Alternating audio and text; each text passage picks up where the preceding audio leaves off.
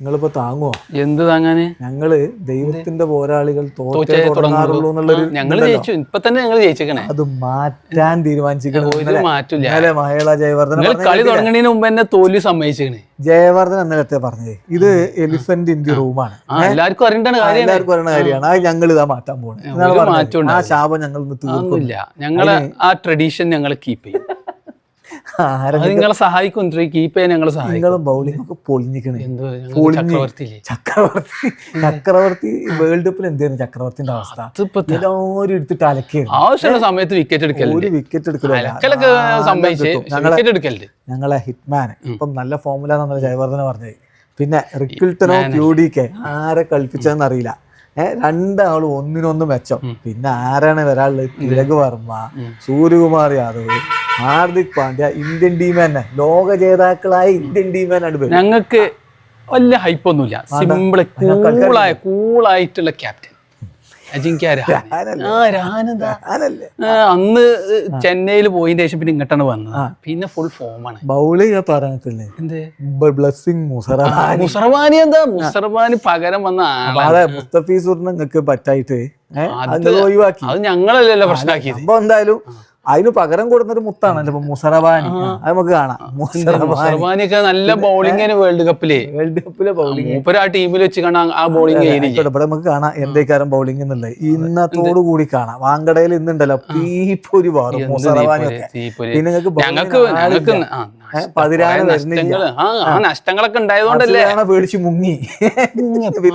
ചെക്കനക്ക് ആ പരിക്കായതുകൊണ്ടല്ലേ ആ വടിയും കുത്തി മൂപ്പര് പേടിച്ചിട്ട് മുങ്ങി. അതുകൊണ്ടൊന്നല്ല, അങ്ങനെ അതൊന്നും കളിയാക്കാൻ പാടില്ല. ആ പരിക്കല്ലേ, പരിക്കൊക്കെ പറ്റും. പക്ഷെ അത് അങ്ങനല്ലല്ലോ. എന്നോ പറ്റിയ പരിക്ക് എന്നിട്ടില്ല. വടിയും കുത്തി നടക്കണ നിങ്ങൾ കണ്ടില്ലേ? ഇല്ലാന്നൊക്കെ പറയില്ല. അതുകൊണ്ടല്ലേ, അല്ലെങ്കിൽ ഊപ്പരുണ്ടാവൂലേ? പിന്നെ സുനിൽ നാരായണൻ ഞങ്ങൾ ഓപ്പണിംഗ് ഇറക്കും, ബോളിംഗ് ഉണ്ടാകും, ഫുൾ സർപ്രൈസ് ആയിരിക്കും. ഞങ്ങൾ സർപ്രൈസിൽ മുക്കും. ഇവിടെ എറിയാൻ ആരാണ്? ദീപക് ചാഹറും ട്രെന്റ് ബോൾട്ടും കൂടി രണ്ട് എറിയും. പിന്നാലെ നമ്മളെ ബൂമറ എറിയാൻ വരും. ഹാർദിക് പാണ്ഡ്യ ഉണ്ട്. എല്ലാ പ്രാവശ്യം ഞങ്ങൾ കൊണ്ടുവരും. എല്ലാ പ്രാവശ്യം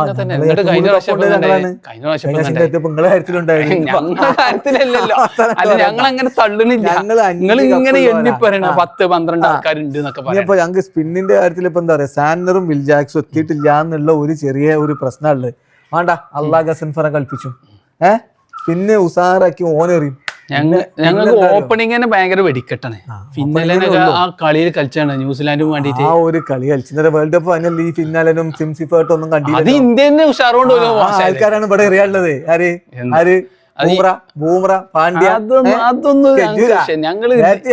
നിങ്ങൾക്ക് ഇതില്ലേ, ഒരു ട്രഡീഷൻ എല്ലാ കളിയിലും തോൽക്കും.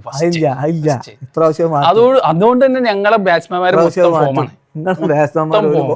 ആരപ്പ റിങ്കു സിംഗിന്റെ കാര്യം നമുക്ക് വേൾഡ് കപ്പില് നമുക്കൊരു അവസരം കിട്ടിയില്ല. കിട്ടിയ കാട്ടിയത് നമുക്ക് മിഡിൽ ഓർഡറിലെ സൂപ്പർ ആയിട്ട് ഇല്ലാന്ന് അവസരവും ഇല്ല, കളിച്ചില്ല. ഇപ്പൊ ഇന്ത്യൻ ടീമിൽ അവസരം കിട്ടായില്ലേ? ഇവിടെ ഫുൾ അവസരമാണ്. ഇപ്പൊ റസലിന് പകരം രമൺദീപ് സിംഗ് കഴിഞ്ഞ കൊല്ലം നമ്മള് കണ്ട്. രമൺദീപിന്റെ കളിന്റെ പകരം വെക്കാനൊന്നും പറ്റൂല. എന്നാലും അഡ്ജസ്റ്റ് ചെയ്യാൻ പറ്റും. എന്നിട്ട് കഴിഞ്ഞ കൊല്ലം ഈ അഡ്ജസ്റ്റ്മെന്റ് ഒന്നും കണ്ടില്ല. പിന്നെ ഇപ്പൊ ക്യാമറയും ഗ്രീന് കായക്കൂടി എന്തിനു കൊടുത്താണെന്ന് ഇപ്പൊ അതൊക്കെ കാണിച്ചു തരാം.